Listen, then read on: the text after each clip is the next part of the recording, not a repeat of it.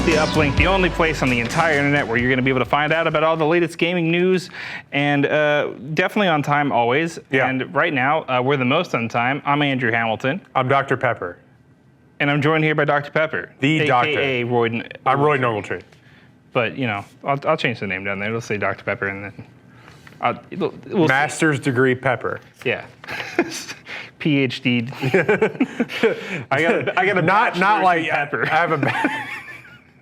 I have an associate's in pepper. We're just gonna keep going down the line. I only got my GED in pepper. Mm-hmm. All right. Well, we got lots of news to cover Yeah. this week. A ton of stuff has happened. We got some news about some upcoming Battlefield games and the support for 2042. There we go. Okay. Yeah, no, the ground is like... Ground is so far away. I feel like we're really high up. Crystal Dynamics is going to be playing a familiar role over at Embracer Group. We got some delays, some ominous Tencent energy that's coming our way. You know, thousands of Assassin's Creed games are leaked every year. We'll find out which ones were done this week. And then we will get into the whole Call of Duty, PlayStation, Xbox debacle. It's gonna be great. Yeah. Everything is wonderful. I'm excited about it. You guys already know where this is going, probably. Let's talk about EA and DICE. New Battlefield studio to head up narrative campaign with team of veteran developers, including Halo creator. What does this mean? Yeah, so you know, Battlefield 2042 shipped without a single-player campaign. Right. They heard the complaints from the fans about it. They know that they want to have more content for Battlefield games going forward. So, not sure where this is going to fit in, but they formed a new studio called Ridgeline Studios that will take the reins of the narrative structure of Battlefield games going forward, starting with this next iteration of Battlefield, I guess. I didn't really say where it's going to fall or if it'll be part of the next multiplayer experience or what. They did specifically say this is not attached to Battlefield 2042, but takes place instead in the Battlefield universe, a thing that had not existed until 2042. Until you said it. Yeah, until I just said it. I am the god of the Battlefield universe. You heard it here first. I mean, literally, you're the one that plays it still. Yeah, I mean, I play a ton of Battlefield. It's in a very good state right now. I think that they've found a good strain of content. I was recently revisiting some of my favorite, you know, Battlefield videos from back whenever I first started playing Battlefield. There's a series on YouTube called Battlefield Friends. And they kind of like goes through, it's like a comedy animated thing where they go through kind of all the crazy things you get into in Battlefield. And they covered Battlefield 4 and Hardline and 2042 in that series. And hearing them talk about Battlefield 4 and even Battlefield 3 just reminded me every Battlefield game that's ever released in modern day has been a buggy mess at launch. And it's also like it was shipped out of a Michael Bay movie. Yeah, I mean, but that's what makes it fun. Yeah. Within a year, it's normally in a really playable state and has a lot of fun, and they've added a lot of cool stuff like a crossbow or a dirt bike or a tank crab vehicle of some kind. You know, there's always the really fun stuff. So we're getting to that point. It's weird to hear that they're already talking about the next Battlefield game. I really think that they can continue this cycle of put out a game that's been almost finished, then wait a year, or you know, go through the process of trying to fix it because they didn't spend the amount of time they needed to. They weren't given the amount of time that they were needed for the game. Then put out all that stuff a year later, make the game playable, and then say, okay. Now we're at the end of the life cycle after season 4 of this game. Okay. Time to announce the next one and do the process again. I tell you, that sounds... It's not going to happen again. Sounds like hell, man. That sounds like that won't be sustainable for anybody. Yeah, people and the gamers are... They're fickle. And they take time to catch on to these trends. But in today's highly publicized, socialized gaming industry, you can't get away with this stuff for very long. So this will be, DICE, I hate to tell you this, EA, I really don't hate to tell you this. That was the last time you can probably pull that. I wouldn't expect to get the same results again, and I would expect to. If you thought in your financial reports this year, I know you thought that Battlefield 2042 underperformed. Imagine if you did the same thing again, but still had the bad taste from that underperforming Battlefield 2042 in their mouths. Well, and there's going to be an opportunity for them to make headway on. We'll talk about it here in a little bit. There's going to be an opportunity for them to make headway into the Call of Duty. Sorry, again, I'm working at like 50%. The Call of Duty space too, and kind of chip away at that, which they've been trying to do since they got close forever. Back in 2013, 2014, right. Call of Duty fatigue started to set in a little bit, but they fell off after that. Battlefield 4 was the last one to really hit hard. They had a side developer over at Visceral Games put together Battlefield Hardline, which a lot of people felt was just glorified DLC for Battlefield 4 because it used the exact same version of the engine as Battlefield 4. So it looked Wasn't it about close. cops? Yeah, it was about cops and robbers in LA. It was actually pretty fun, and the campaign was good. But a lot of people weren't there for it, and it wasn't what Battlefield was about. So, because it's war. And while I agree the police is over-militarized, I don't. It wasn't. It was the movie Ambulance. If you've seen that this past year. It totally was. It was the movie Ambulance, which is a movie no one saw, but I saw. It was a Michael Bay movie. It just watch the trailer for Ambulance. Remember Battlefield Hardline. Yeah, and then you'll get it. Plug in the necessary narrative structure to make that happen. I'd be happy to see another campaign. The last one I played was Battlefield 1. Yeah. Of course, y'all all played the World War II one that came out. Yeah, 5. Yeah, Battlefield 5. I tried to get into it, was terrible at it, put it down immediately. That's a lot of people's impressions on Battlefield when they first get into it. 2042, haven't picked it up. It was buggy mess at launch. I heard it was a buggy mess at launch, and I still haven't gotten into it. It's very good now. Yeah, that's fine. I don't know if I'm going to pay the money. I still can't stand the fact that EA hasn't wisened up and just made it a PlayStation Plus free game and an Xbox Game Pass game. If you want players, do that. Yeah, that'll want instant. If you want to sell stuff in your game, like all these players want to do.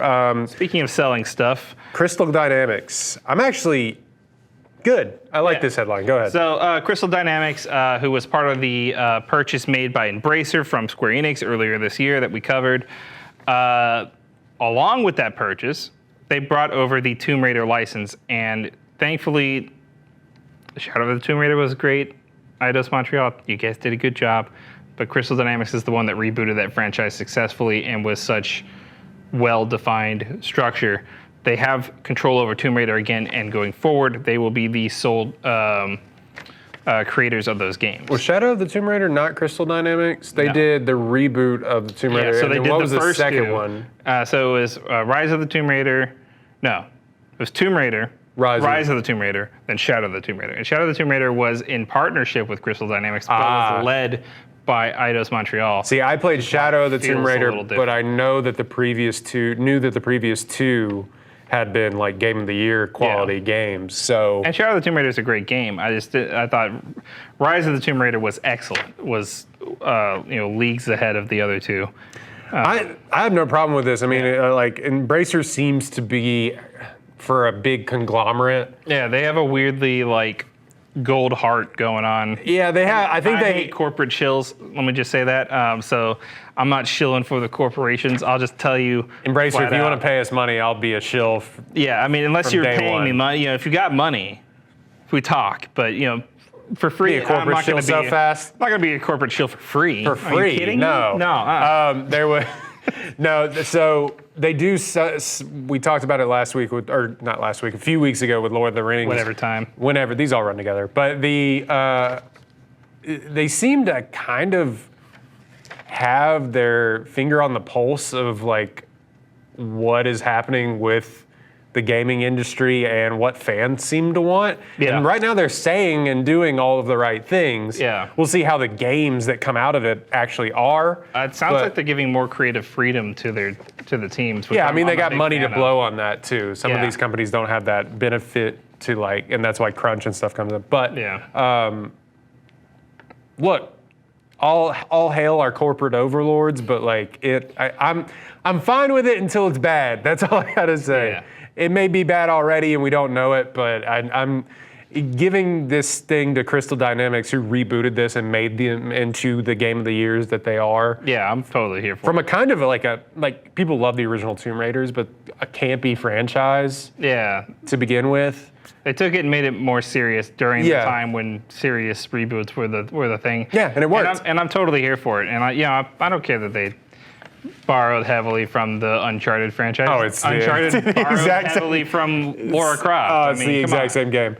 But Yeah, anyway, but it's fine. It's fun. More Uncharted's not a bad thing. Right. Unfortunately, what is a bad thing is Atomic Heart, that steampunk-esque. I'm not even really sure if it's steampunk, really. Did we talk about this last week? Yeah, we did. Okay. It's a Russian robot Bioshock. Yeah. It has been delayed to what they are calling this winter. But what that really means is January to March launch window of 2023. And it's now being published by Focus Entertainment, which is good, or Focus Home Entertainment, rather, which is good because... Does this have anything to do with the movie studio? No. Okay, never mind. Sorry. I don't think so. Focus Features is a thing. I'm just like, they put out a lot of indie movies. Yeah, I don't think it's the same thing.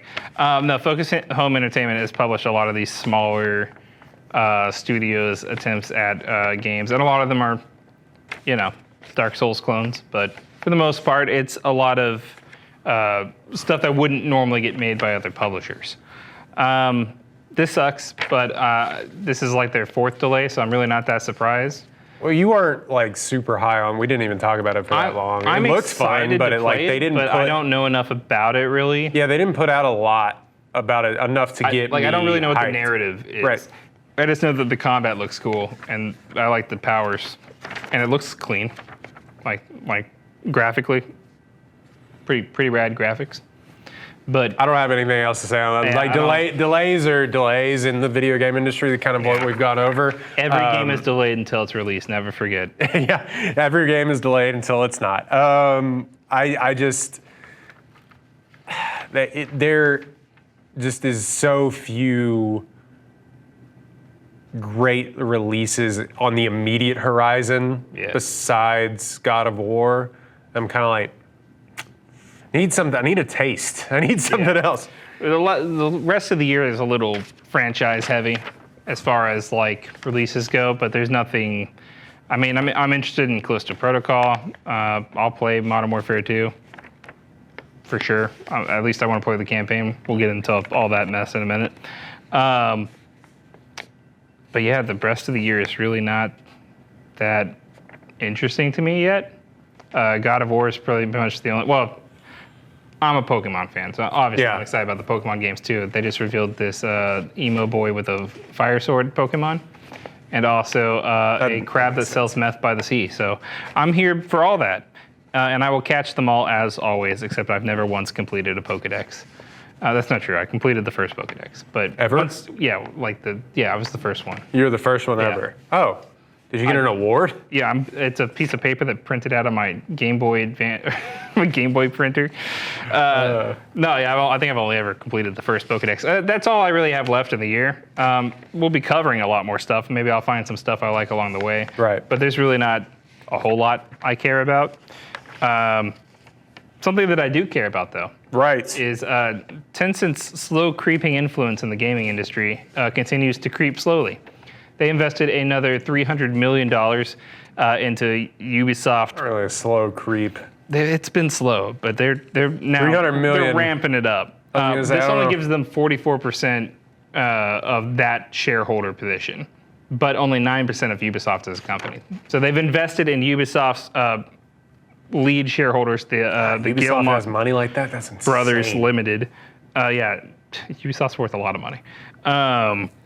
This gives them a 9.9% share of the company, but 44% share of the Guillemot Brothers Limited. If they are able to hostile takeover or negotiate out a bargain to take over the Guillemot Brothers shareholder position, they will take ownership over Ubisoft. Oh, really? Yeah, so they are working their way towards that. They've slowly invested more and more through ways that they can. They've eroded some of the other shareholder positions on the, in that business. It's interesting. Why don't you like this? It's not that I don't like it. It's that it freaks me out. It's like Microsoft buying everything, right? Yeah. And we'll get into that again. But it's like when I see these massive mergers, or I see these large companies that sprung up out of nowhere. So, for those of you that don't know, China had a lockdown on gaming consoles and the gaming industry as a whole up until, I think, 2017, 2018, where it raised the ban, allowing new industry to flourish there. The good thing that came out of that is now we get actual Chinese games from actual Chinese artists and developers who get to participate in the world market now to tell stories that are, Chinese culture stories. That's great, and I'm totally here for that. But as with everything that comes out of China, most of it is government subsidized or government controlled. Tencent quickly grew because of the wealth that is in China already in that market, and the amount of investing that happened from outside markets into China to become like the third largest game publisher in the world in like 2 years. Yeah, that's not great. That's freaky. And then they slowly started investing in Western studios and Japanese studios. Just putting a little bit of influence here, a little bit of influence there. You wouldn't recognize the name because they haven't published any games as Tencent here, not that aren't mobile games anyway.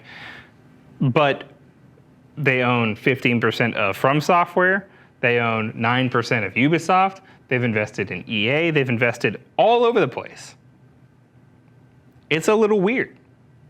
But and maybe they're just trying to provide more funds to gaming as a whole. No. But there are strict restrictions on what can and can't be in a game in China. And the best way to make sure that those restrictions are met is to have a Chinese company be able to influence the Western studios. Yeah, you've kind of seen this with, I always go back to movies because it's like my number one hobby. This is like my number two hobby. My number one hobby is like film and television. But you see this too with like movie theaters. I think a Chinese conglomerate owns most, if not all, of the AMC theaters in the world. So, I mean, they can pick and choose what goes where. Yeah. Or if there's a movie that they don't like, they can. This rarely hasn't happened. They can blackball it. Yeah. So I don't know.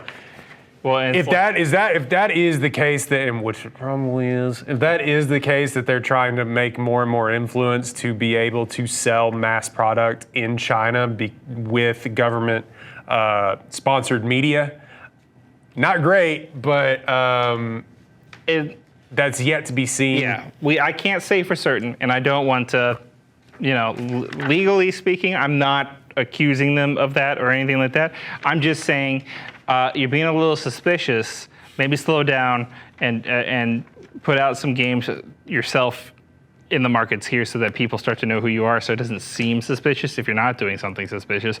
If you are doing something suspicious, stop. I don't know. I don't like this. They're gonna really listen to you on this internet show that gets. Hey, China, the entire Chinese government. Tens of views. We're gonna get blacklisted from China now. Speaking of Ubisoft, let's move on from this before we get sued. It's a tradition, and this is gamers love tradition, right, guys? If I know gamers, it's that they don't like change. Yeah. So they absolutely are 100% okay with change and new things. Yeah. So it's tradition. Every year, like Christmas, the new Assassin's Creed games get leaked. And we are once again at that time of year, the most wonderful time of year. And Assassin's Creed has gotten leaked again. Hey, big surprise. Happy Assassin's Creed leak day, everyone. Congratulations. I'm proud of everyone involved. Thank you, Ubisoft, for maybe purposefully leaking those. Thank you, everyone else, for coming out here, really supporting those leaks. What am I doing? In return, the gamers, like Christmas, you just will get a buggy game. Yeah, not one, but three. So we already talked a little bit, or well, if you watched the 4 p.m. newscast this week, you heard me talk about more likely. That's a plug right there. Let's plug that in. It's a plug. Can I get a plug graphic? I'm not going to put that up there. I'm going to forget. Yeah. But I talked about it on the 4 p.m. not newscast, the 4 p.m. show this week on KWTX that Assassin's Creed Mirage had been leaked and then confirmed. It's a game taking place in Baghdad, starring Basim from Assassin's Creed Valhalla. Will follow his adventures. I'm interested in that. That sounds cool. That sounds like it's a return to form. It's going to drop most of the RPG elements and return to the traditional stealth mechanics and recreate the crowds used in Assassin's Creed Unity, the massive sprawling crowds. I love that. I love all that. That sounds super cool. Bring back the actual parkour. Yeah, dude. I mean, the parkour system's fine. But no, I know, but I'm talking about on buildings instead of the side of a cliff. Yeah, don't stop making me climb up a pyramid so I can slide down the other side. We also have heard leaks and rumors about an Assassin's Creed Project Red, which is allegedly a Assassin's Creed set in the one location everyone's been asking you to do for years, Japan. So gotta think about that. They had an Assassin's game in the Revolutionary War before they had an Assassin's game. Dude, they had an Assassin's Creed game in the French Revolution before they had an Assassin's Creed game. We got Victorian era England before we got Japan. And don't even get me started on the fact that they relegated the Chinese Assassin's Creed game to a 2.5D side scroller. That does not count. That is not fair. Unbelievable. I can't believe Unbelievable that Assassin's Creed had a 28-3 lead for a sports reference on this. Yeah. They had an Atlanta Falcons-sized lead in the Super Bowl on this, and they just let Ghost of Tsushima usurp them. And so now they're always gonna, whatever they do, however they choose to go about this, it's just going to be compared to Ghost of Tsushima now. It'll be a better game. Ghost of Tsushima is a better game. I'll already tell you right now, it's already a better game. And I'm biased. It's one of my favorite, if not my favorite game of all time.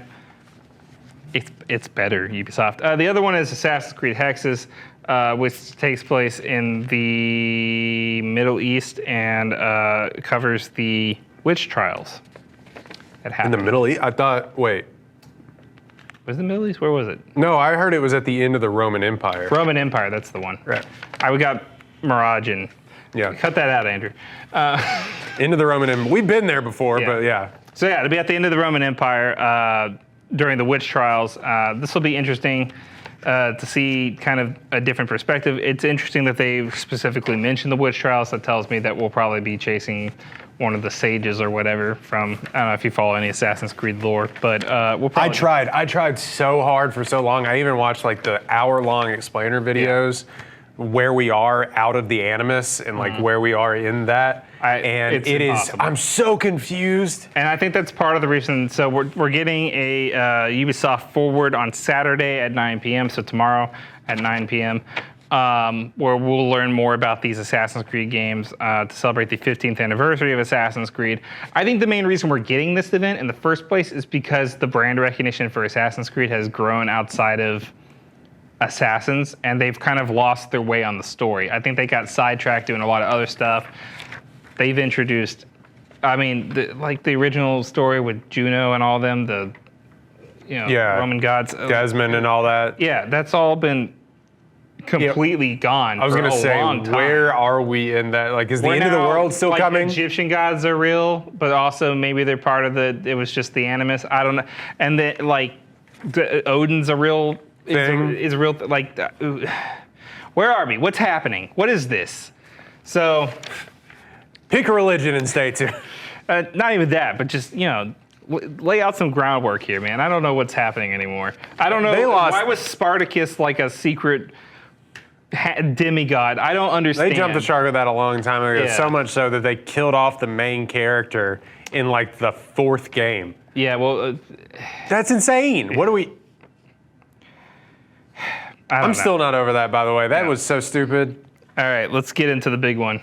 Speaking of stupid, let's get into the real big one Assassin's Creed Valhalla? No. Oh, next sorry. topic. Still haven't finished that game. This week, like last week, and most of the weeks this year, the discussion has been Microsoft's acquisition of Activision Blizzard, which has not gone through yet. I want to remind everyone before we get into this conversation. So Microsoft does not own them yet. So last week, Phil Spencer came out and put out a statement saying that Assassin's Creed would remain neutral to the systems, it would remain system agnostic, and that their intention is to bring that experience to everyone on the same day, but also that they plan to bring those things to Game Pass. This week, PlayStation's CEO Jim Ryan has come out and said that Xbox would only offer them a 3-year extension to the current plan. So the current agreement between Activision, Blizzard, and Sony covers the next 3 releases, including this year's Modern Warfare 2. So 3 years after that was all they were willing to give them. That does not sound like staying system agnostic. And to be fair, I don't think that this is an actual fight between Jim Ryan personally being hurt by Phil Spencer. I want everyone to understand that these are corporations, and this is their job. They're posturing. They're posturing, heavily posturing. Sony's job is to protect its player base, but also to make sure that they have a fair chance of the market. I'm really annoyed by this situation, not just because I play mostly on PlayStation. I have both. I don't really care where Call of Duty ends up, really. I'll be able to play it, but not everyone does. These systems are expensive. They're, a heavy time investment with your friends. You've got to choose the right one to be able to play with the right people and stuff. Right. And Phil Spencer's constant posturing and talking about being inclusive and making sure that everyone has access to all the stuff, all the games, and equally, it's about putting games in gamers' hands. That's what he always says. He's always saying that kind of stuff. And even again, just last week, he was talking about how he thinks console exclusives are going to go away. Are they, Phil? Are they going to go away? Because it kind of feels like you're trying to do a console exclusive right now. Phil Spencer was who in this, and Jim Ryan was who? These are all generic white dude names. My bad. Jim Ryan is PlayStation. Phil Spencer's Xbox. Okay, thank you. So that helps a little bit. Yeah. Royden Ogletree. I read the things that he sends. He definitely knew this story ahead of time. No, I didn't. I'm just gonna peek behind the curtain. Didn't know it, but I will say, on a wheel. Yeah, I will say this, that it's concerning because you have both systems. I have one. For me personally, I would like to play Call of Duty if it goes to, and I'm in the vast minority here of I'm just too old to care about where games go. Mm-hmm. I would like to play it. It's the best. It probably is the best first-person war shooter that we kind of have that everyone plays. Yeah. The most popular. And I would like to play it. I'd like to play it with my friends once it comes out. Eventually, inevitably, there will always be a 2-week gap where that's all I'm playing. For even though I'm terrible at it, that's all I'll be playing. That being said, if it goes to Xbox, it goes to Xbox, and I'll never play Call of Duty again. I just won't. It's fair. I just won't. And a lot of you are saying, well, why? How can you be that indifferent to it? It's just if they don't want to have that relationship with a massive player base, then I don't care. I don't care. I think it's bad for the product. I think you're losing if you're Call of Duty. It loses tons of money. It's a weird business practice. Yeah. Maybe they feel like they can make that up in the selling of these new systems. Microsoft feels like, we can just sell more hardware. But they sell that hardware at a significant loss. Yeah. So I don't think that that's the game here. I think here's what I think happened. I think PlayStation for the last 7-8 years now has dominated the marketplace in terms of original IP created in-house, brought to their system. You know PlayStation because of things like God of War, The Last of Us, Uncharted, Bloodborne, Little Big Planet, all those kinds of games, you know? Yeah. Those are what they've become, they have their own Nintendo-sized library now. Xbox has, like, Halo, Forza, Gears. That's it, right? That's what most people are going to know. People are going to say Minecraft, but Minecraft is available everywhere. You can buy Minecraft on Nintendo. You can get it on your phone and on Nintendo, yeah. So that the game here, and this is speculation on my part. It's not legal advice or whatever. I don't know. What do I got to say to get out of trouble here? Anyway, look, I'm just speculating. But last year on the top 10 best-selling games list, 3 Call of Duty titles featured. 3. That is 3 of the top 10 games that sell millions of copies. So to me, what this looks like from my point of view, Microsoft saying, all right, well, we don't have the number 1 games in the business. Let's buy them. After buying one of the largest libraries of original single-player IP, a thing that they have famously been criticized for not having enough of when they bought Bethesda, they've now gone out after the other market giants. This is where it gets tricky for me. I've heard people say things like, well, this will just force Sony to create something to compete creatively and make their own first-person shooter. People said, I said that just like 10 minutes ago. Yeah, that too. But I've seen it a lot on Twitter. And stuff I mean, also. That is true to a certain extent. But you have to understand how large that is like saying that a new football league could spring up at any time. That's fair, actually, yeah. The NFL is so heavily entrenched in the sports world, you could not just start a new league and compete creatively with the NFL. That's not how it works, bud. That's not how money works. That's not how entertainment works. That is not how this works. You cannot just show up and decide to compete creatively. Just because you have some money doesn't mean you have the bukus of money that they have. You also don't have the brand recognition either. So Call of Duty is already a massively culture. established brand. There are people who buy 1 game a year, and it's Call of Duty.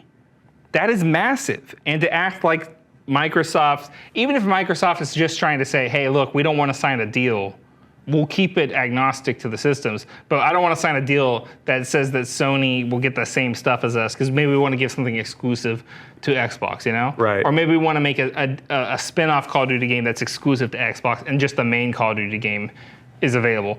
Alternatively, this could be a ploy to say, okay, look, we're going to keep it system agnostic. A Call of Duty title will come to PlayStation, and it's Warzone.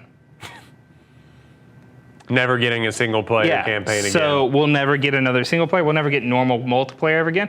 That's the kind of things that Jim Ryan and PlayStation are worried about. And I think that's a legitimate fear. And it's been real weird watching the media defend Phil Spencer and Xbox on this, where it's like, these massive mergers aren't a good thing for the gaming industry. Do I think Activision Blizzard was in a bad place and needed help? Yes. Does it need to be Microsoft? No, I don't think so. Microsoft, yeah. And they have a history of doing this kind of thing, so it's not. I'm not surprised. Monopolies are bad, folks. We've been having this discussion for the better part of like 15 episodes, but like it's been a lot of our conversation. I think that PlayStation would end up coming out with something like that. I don't doubt it. But it won't compete. It couldn't beat Call of Duty. And it won't even come close. It doesn't matter if it's a better game. It can't beat the brand recognition. And Microsoft's budget to market is 3 times that of Sony. Microsoft could just blow them out. Dude, Microsoft owns one of the search engines. They could just not show their results. Fair. I know it's probably technically illegal.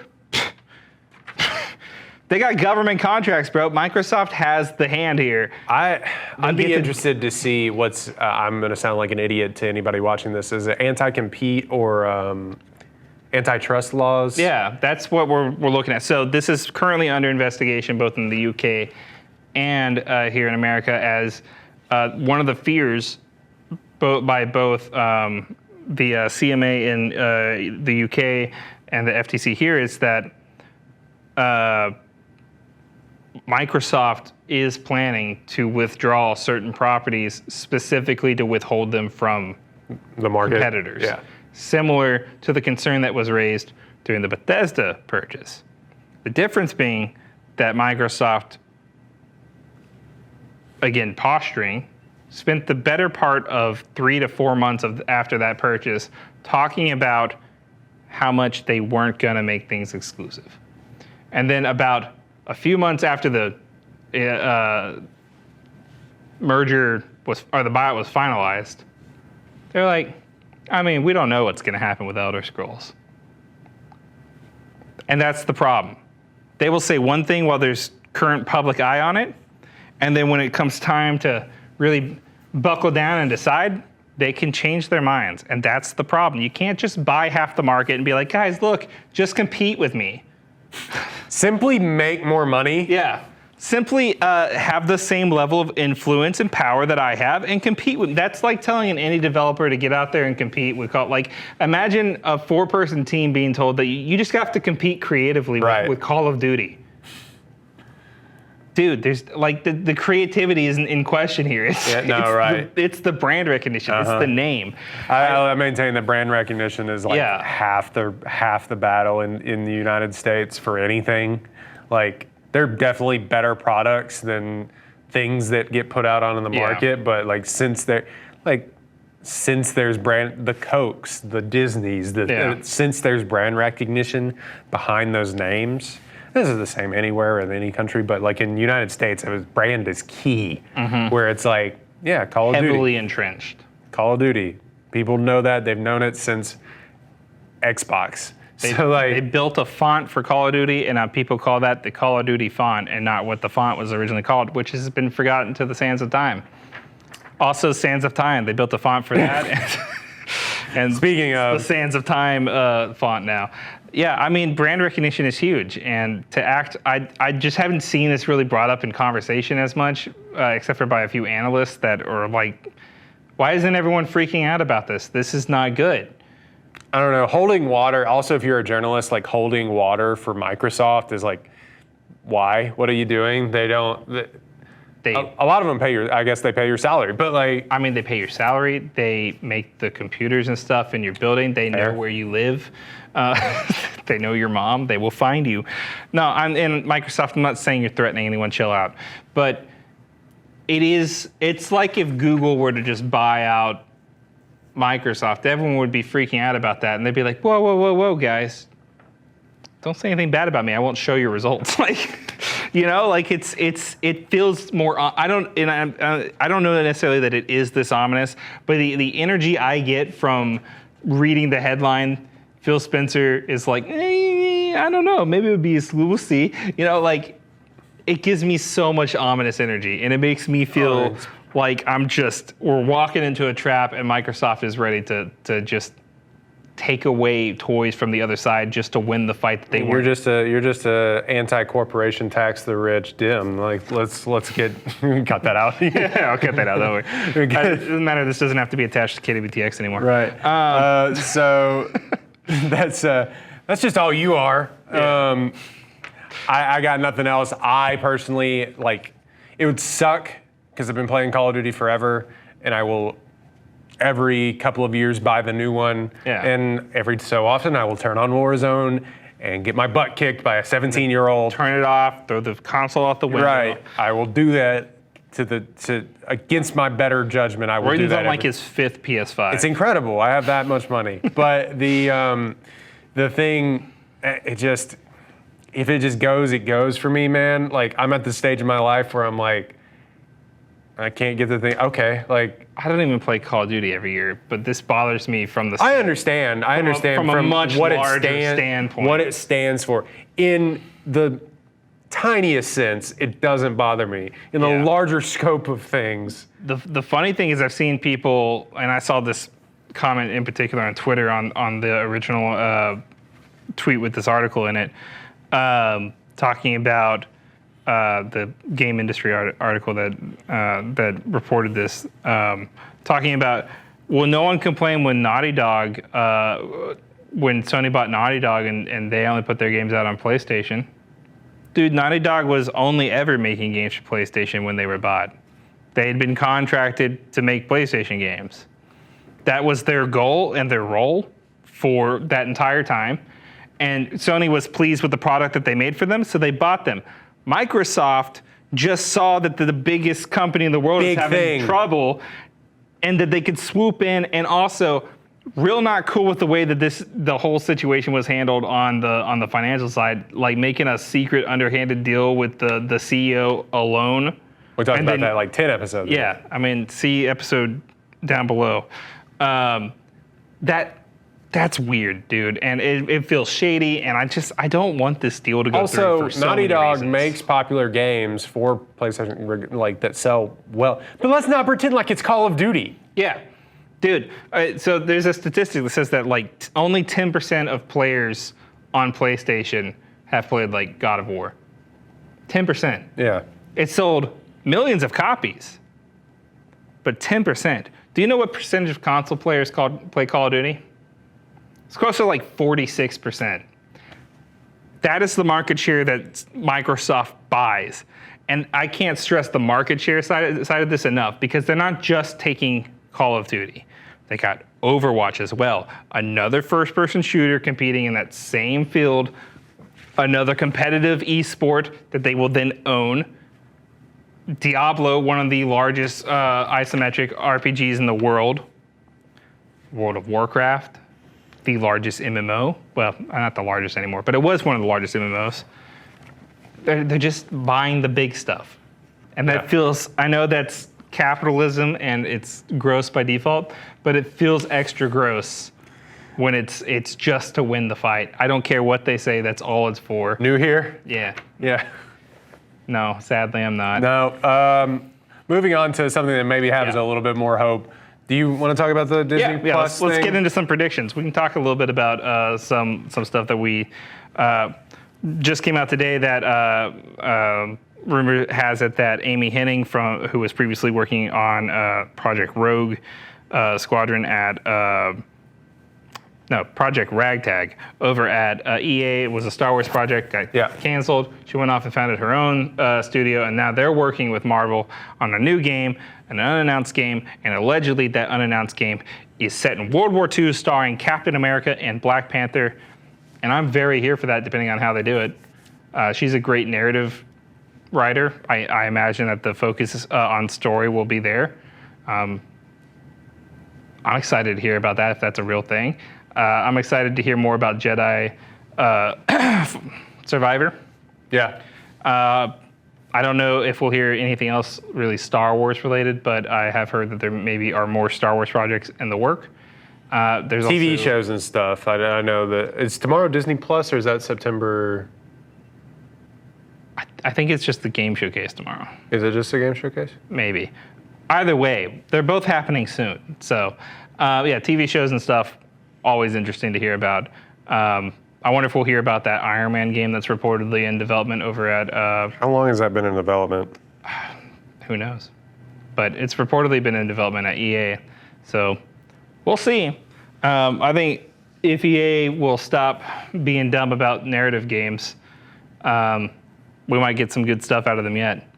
Okay, Disney D23 starts tomorrow. Yeah. So it's the 9th, 10th, 11th. I think the first day is the gaming stuff. That's awesome. I've been more like, who's going to be the Fantastic Four? I'm excited to know all that stuff too. Like just another nerd thing besides video games. I'm thinking like, who are they casting? Yeah, like who's going to be Doctor Doom? I'm so excited. God, I hope it's like Giancarlo Esposito or something. Yeah, it'd be. They've made some sort of. There've been like, you can go find on Twitter, like people have already kind of cast it. Yeah. But the Fantastic Four is going to blow up. We're probably going to get another Wakanda Forever trailer. Oh yeah, for sure. For sure. Probably maybe a first look at Guardians 3. Yeah, that's all the movie stuff. But have they released more on the Black Panther game? No, we haven't. There's only been that rumor. We haven't heard anything else about it. Right. And I wonder if they would even reveal it if the Amy Hennig game is actually focused on a World War II era Captain America game and a Black Panther in that era. Right. I wonder if they would want to have competing Black Panther video games out in the same year. I don't know. I'm maybe year after or something like that. I'm interested to see like the 1,000 Star Wars games that are in development. Yeah, I need more. I need more on the open world Star Wars really game. I'm sorry, I just need it. I want to know what's going on with the Ubisoft massive Star Wars game that is in development. I don't know, like the developers of The Division are working on a Star Wars game. Yeah. And dude, I want that so bad. I'm so curious about what that's gonna be. Yeah, I mean, when we always say this, when the one where you weren't a Jedi, but it was an open world Star Wars game that got canceled, 1313. Oh, 1313, yeah, where you're a bounty hunter. When 1313 got canceled, like, and I saw the stills for that, I've been thinking about that like every week for like the past like 5 years. Yeah. Every week I'm like, wait, Star Wars open world game, I need that. Yeah, dude, since 2013, I've been thinking of nothing but 1313. And I know that like open world game comes like eye roll for a lot of people now, but yeah, I mean, there's a lot. That's something we just really haven't seen that much in Star Wars. Star Wars just hasn't gotten that treatment yet. Not really. Not enough to like, and what you can do with open world games if you're smart, like the things that you can explore and how seamless transitions in and out of buildings and things and stuff are now. I want a Mandalorian game personally. Yeah, like any Mandalorian game. Any Mandalorian game. Dude, let me make my own foundling. Wait, well, you know what we didn't get? Like from the gaming, the more announcements on or did they cancel it? The remake of Knights of the Old Republic. I can't remember. We talked about it. We talked about it a little bit. They shifted developers. Right. So we're a ways off from that. I don't think we'll even hear anything about it. The executives at Sony and Disney apparently were not thrilled. So great. That we definitely won't be hearing about, but maybe some other stuff. There's a lot of cool ideas out there that I've seen floating around. A lot of stuff I hope that's true. I've heard rumors that there's going to be a big DLC announcement for the Lego Star Wars game. Always a fun one. Play that with my daughter. Maybe we'll get some more. I feel like it's probably going to be saved for a Sony press conference, but I would love to hear about the Wolverine game being made by Insomniac Games. Set in the Spider-Man universe, I would. Considering they haven't released a lot of like mutant content on the movie side and stuff. Yeah, but this is a different universe. I know it's a different thing. It's but set like, in the Spider-Man PlayStation. They'll probably save that for Sony. Yeah, I mean Sony probably retains the right to talk about that.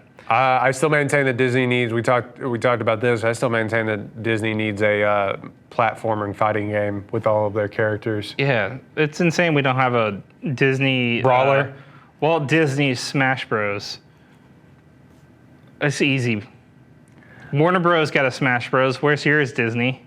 Yeah, I want to. But also, I hate IP smashing right now. Like I'm burnt out on it. Please don't bring that out. Look, if Goofy could fight Dumbo, I'd play it. Just put him in multiverses. I don't care. I'm not gonna bring back Toontown. This is our official start of the petition. Sign the petition in the links below. Bring back Toontown. Bring back Toontown. I have good internet now. In rural Texas, I didn't have good internet, and I just couldn't get through Toontown. Give me a Toontown revival with Epic Mickey 3. All right, I'm out. I'm done. All right. Well, as always, that's going to do it for us this week on Uplink. You can subscribe to Hardwired for all the latest games, reviews, previews, and news. That's what we do here sometimes.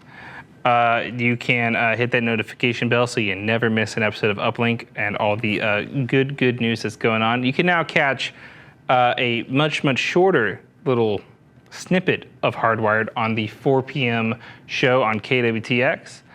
And if you got a suggestion for some topics you want us to cover at the end of some of our shows, leave them in the comments. It doesn't even always have to be news, though, too, because we talk about anything and everything sometimes on this show. Ask us what our favorite sandwiches are. We'll get into it. I will do an unhinged rant about egg rolls, dude. Put it down there. Egg rolls. You said favorite sandwiches and followed it up with egg rolls. I don't want to get into it. All right. We'll save it for the comments. Until next time, be sure to subscribe, like this video, and we'll catch you guys next time. Stay frosty, my friends.